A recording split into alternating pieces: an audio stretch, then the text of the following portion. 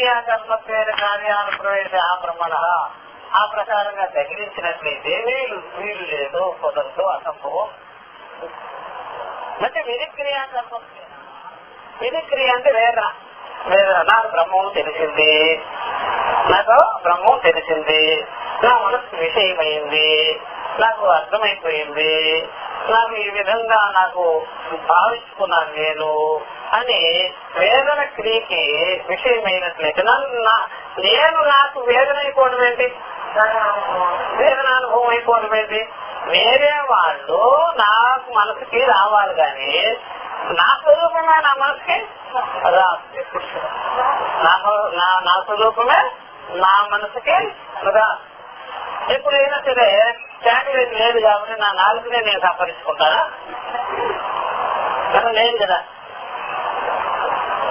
అది బాగా చూసుకుంటాం. అందువల్ల ఎప్పుడైనా సరే వేదన క్రియకి విషయమయ్యేటువంటిది కూడా కానీ అందుకనే నేను ఎప్పుడైనా సరే ఏకాంతంలో కూర్చున్నా సరే వేరే వాళ్ళ గురించి ఆలోచిస్తూ ఉంటానే గాని, నా శరీరం గురించి ఆలోచిస్తుంటానే గాని, నా మొహం గురించి ఆలోచిస్తుంటానే గాని, నా వస్త్రాల గురించి, బంగారం గురించి, డబ్బుల గురించి ఆలోచిస్తానే గాని, మనసు గురించి ఆలోచిస్తానే గాని, సులభంగా నా ఆలోచన ఏమైనా ఉంటుందా? ఏదైతే నాది అనిపించుకుంటుందో అది ఆలోచనలకు వస్తాయే గాని నేను అనేటువంటిది ఆలోచనకు రానే. ఎందువల్ల నేను ఆలోచనకు వచ్చింది అనుకోండి, అప్పుడు ఇంకొకటి నేను ఉండాలి,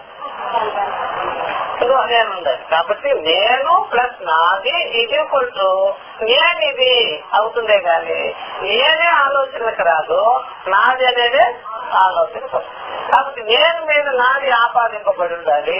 అప్పుడు ఆ నాదిని నేను ఆలోచన చేస్తానే గాని నేనే ఆలోచనకు వచ్చినట్లయితే ఇంకెవరు ఆలోచన చేయాలి? చూసారా? కాబట్టి నిప్పు వేరే విషయాన్ని కాల్చుతుందే గాని నిప్పు తను తాను కాల్చుకుంటుందా? ఎలా మీద ఒకటి తను తాను నిప్పు కాల్చుకుంటుందా? అది నిప్పే కదా. కాబట్టి ఎప్పుడైనా సరే నేను అనేటువంటిది కేవలం నేను, కేవలం నేను, దానిలో ఎలాంటి ఆలోచనలు పుట్టలే పుట్టవు. పురాది అనేటువంటిది మీకు ఉంటే అప్పుడు ఆలోచనలు వస్తాయి. మీకు ఆలోచనలు వచ్చిందంటే అహం పొందాలి అనే భావన మీలో ఉండాలి. నేను జీవుడు అనే భావన మీలో, నేను సగటు మనిషి, బతికేవాడిని, జీవించేవాడిని ఇట్లాగా ఉన్నప్పుడు భావాలు వస్తాయి. కానీ కేవలం నేను సాక్షి మాత్రంగా ఉండేటప్పుడు, కేవలం చైతన్య మాత్రంగా ఉండేటప్పుడు నాకు ఎలాంటి ఆలోచన రానే. కాబట్టి నాకు బాగా విచారం చేసుకున్నటువంటి వాడు వివేకి అయిన వాడు ఉన్నాడే, నీకేమన్నా ఆలోచనలు వచ్చిందంటే దేని గురించి అని అంటాడే. దేని గురించి అని అంటాడు. ఆ దేని గురించి కాదండి, నీ గురించే. అంటే నా గురించి అంటే శరీరమా, ప్రాణమా, మనసా, అదేమి లేకుండా నీ గురించి మీకు అది అక్కడేముంది ఏమి రాదు. అది ఎలా ఉంటుంది? ఎప్పుడైనా సరే మీరు బాగా చూసుకోండి, కేవలం వెలుతురు ఉందనుకోండి, ఆ వెలుతురులో మీరేం చేసినారు? వెలుతురు ఏం చేస్తారు? ఏముండదు. కేవలం చీకట్లో ఏం చేసినారు మీరు? అక్కడ ఏం చూసే పని. వెలుతురులోనూ మీరేం చూడలేరు. ఎందుకని? కేవలం వెలుతురుగా ఉంటుంది. ఓన్లీ లైట్ అండి. లైట్ లో చూసేది ఏముందండి? చీకటి. చీకట్లో చూసేది ఏముంది? కేవలం నేను, అక్కడ ఏముండదు. కాబట్టి నాదేనేది అప్లై చేయండి దాని మీద. నేను దేహం ఉండేవాడిని, మనసు ఉండేవాడిని, ప్రాణం ఉండేవాడిని, సంబంధ బంధాలు ఉన్నాయి నాకు అన్నప్పుడు ఆలోచనలన్నీ చెత్తగా పుడుతుంటాయి, చాలా వస్తుంటాయి. కనుక దానికి ఆలోచన లేదే. అందువల్ల మనకు ఆలోచనలు వచ్చాయి అంటే, మనకి ఏదన్నా అనిపించాయి అంటే ఇంకొక దాన్ని పెట్టుకోనా, ఏమీ లేకుండా అది బాబు. ఇప్పుడు ఎప్పుడైనా సరే ఒక మట్టి తీసుకొని దాన్ని ఇలా ముద్ద చేసి వినాయకుడు లాగా కొండ చేయండి, అప్పుడు మీరు పూజించాలి.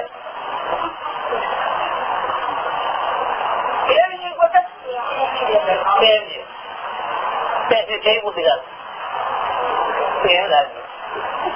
ఎప్పుడైతే దానికి నామరూపాలు యాడ్ చేస్తాం అప్పుడు మొదలై.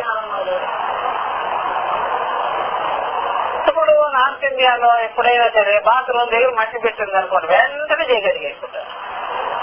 ఎందుకని కడుక్కునేదనుకో. అదే ఆ మట్టికి కాస్త ఏదైనా చక్కగా రూపం ఇచ్చి పెట్టామనుకోండి స్నానం జరుగుతుంది. అట్లాగే తన మీద ఎప్పుడైనా ఏదైనా ఆరోపాలు చేసుకుంటేనే వెంటనే వస్తుంది వేదన అనుభవాలన్నీ అన్ని బయట. అందులో స్వరూపంలో కేవలం స్వరూపంలో తాట్లేదు ఏముండనా. అందుకని మెలుపులో చూడండి థాట్స్ అన్ని ఉంటాయి, ఆలోచనలు ఉంటాయి. స్వప్నంలో చూడండి అన్ని ఆలోచనలు ఉంటాయి. జ్ఞాన విజ్ఞాన అనుభవంలో ఎందుకని లేదు, ఏమేమి లేదు అక్కడ. కాలం లేదు, దేశం లేదు, వస్తువులు లేదు, శరీరం లేదు, ఇంద్రియాలు లేవు, ప్రాణం లేదు, మనసు లేదు.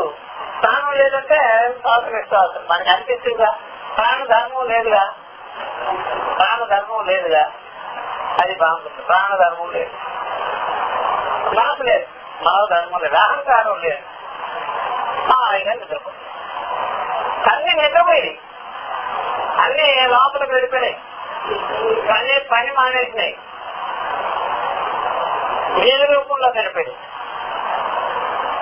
కాబట్టి ఎప్పుడైనా సరే ఒక విత్తనంలో పోయి ఏం పండు, ఏం కాయ, ఏం పువ్వు, ఏం వాసన చూడలేదు, ఏం ఉండవు కదా. కాబట్టి మళ్ళీ అది దాని విత్తనం నుండి అనుకూలంగా బయలుదేరిందంటే అది అన్ని తెలుసుకోవాలి. అట్లాగా ఆపాదించుకున్నప్పుడు, ఆరోపించుకున్నప్పుడు, కార్యాలు ఉన్నప్పుడు, ద్వైత ప్రపంచం ఉన్నప్పుడు